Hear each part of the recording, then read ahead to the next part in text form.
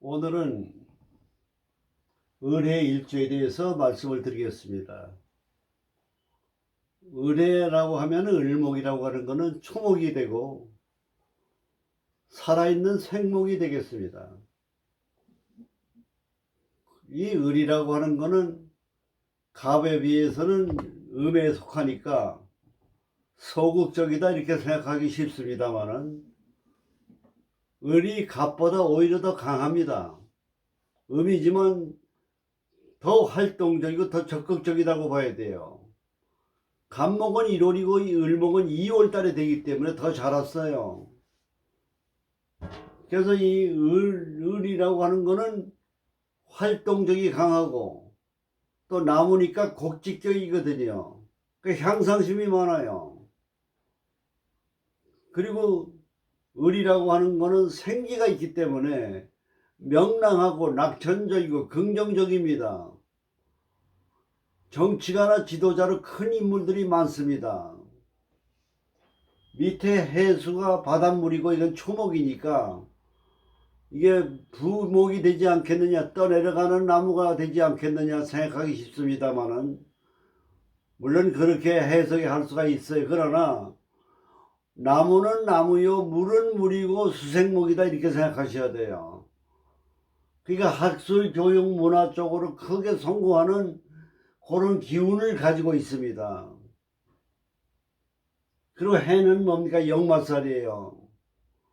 평생 분주하고 바쁜 험난한 인생을 살아간다 이렇게 봐야 됩니다. 그 다음에 여기 무토가 있기 때문에 재물운도 좋아요. 그래서 을목은 뭐냐? 향상심도 많고 적극적이고 의욕적이고 낙천적이고 그런 성향을 가지고 있는 그릇이 큰 인물이다 이렇게 볼 수가 있겠습니다. 오늘은 여명의 사주 감명 구독자 신청자 여러분의 시간입니다. 사주를 감명을 통해서 여러분들께서 많은 공부에 도움이 되시기 바랍니다. 을사생입니다. 을목은 초목입니다. 밑에는 뱀입니다. 초목 속의 뱀이니까 얼마나 활동하고 뜯어먹을 게 많습니까? 굉장히 좋은 해입니다. 을사가 여름 한철에 가장 왕성하게 활동할 수 있는 먹을 것도 많고 활동하기도 좋은 그런 파란 뱀띠라고 볼 수가 있겠습니다. 사주는 전부 음팔통입니다. 전부 음으로 되어 있습니다. 그러니까 좀 소극적이다 이렇게 봐야 돼요. 그리고 신금이라고 하는 건 뭡니까? 기술 이공계통입니다. 치밀하고 꼼꼼하고 신중해요. 그리고 기술 분야입니다. 신금은. 그래도 요 을목이라는 거는 음이지만은 양기에 속하는 목에 해당이 됩니다. 목. 활동적도 있다고 봐야 돼요. 음양의 조화가 잘 되어 있습니다. 그 다음에 신금이 사주를 볼 때는 신왕사주냐 신약사주냐를 분석해야 되는데 이 사주는 등령을 했습니다. 금이 금의 달에 태어났어요. 신강사주예요. 왕하고 고집이 세고 자기 주장이 강하고 소신이 강합니다. 그런데 금이 신강이거든요. 금의 신강이 뭡니까? 칼날 같고 예리하고 날카로운 데가 있다고 하는 거 아셔야 돼요. 그 다음에 유라고 하는 거는 실속 위주입니다. 쓸데없는 짓 안 해요. 사주에 수가 없습니다. 수라는 게 식신상관이거든요. 식신상관이 있어야 좀 요령도 피우고 수단도 피우고 좀 임경변도 강한데 그게 좀 부족하다 이렇게 보는 겁니다. 그건 단점이라고 볼 수는 없습니다.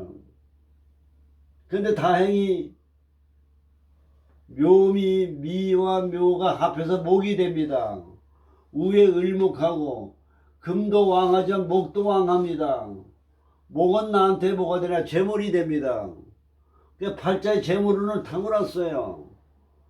기술을 가지고 전문성을 가지고 성실하고 원리 원칙에 따라서 그래서 먹고 사는 경제력이 있는 그런 사주의 주인공이다 이렇게 볼 수가 있겠습니다.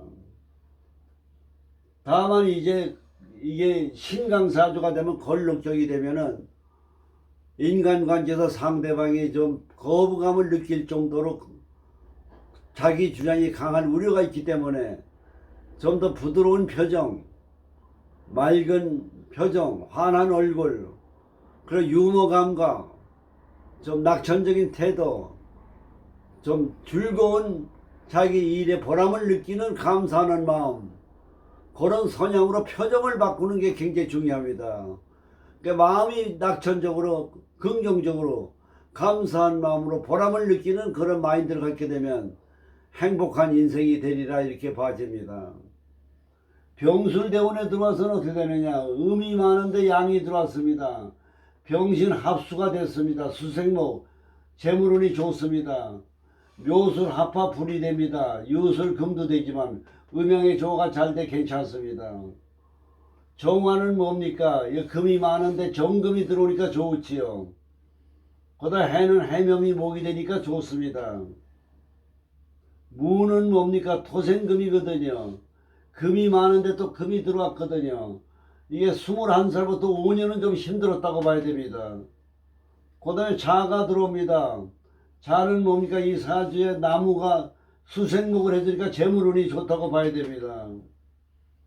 그 다음에 기축대운에 들어와서는 어떻게 되느냐, 겨우 금이 많은데 축 12월 아닙니까? 유축 금이 되거든요.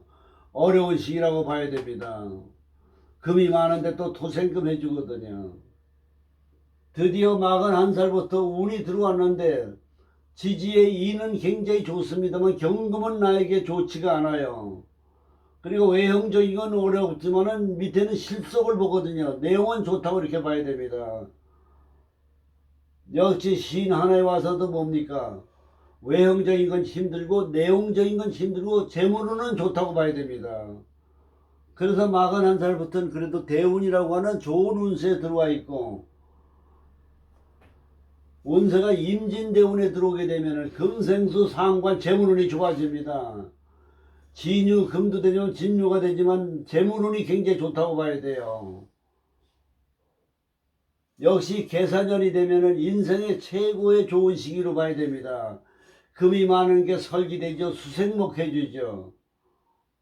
사가 들어와서 여름이니까 사오미가 되니까 금의 세력이 보완이 되기 때문에 재물과 명예운이 좋다고 봐야 됩니다. 갑오대운 역시 굉장히 좋습니다.